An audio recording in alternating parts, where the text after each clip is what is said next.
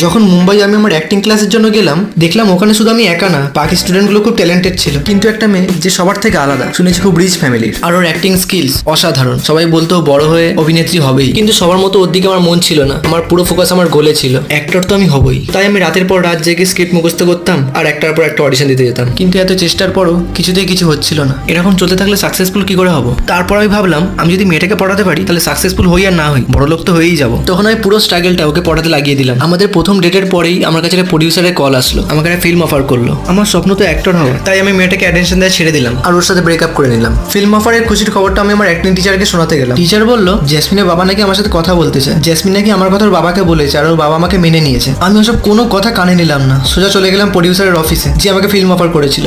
Welcome welcome. তুমি তাহলে হ্যাঁ ড্যাডি, এটাই সেই ছেলে যাকে আমি তোমায় কল করতে বলেছিলাম।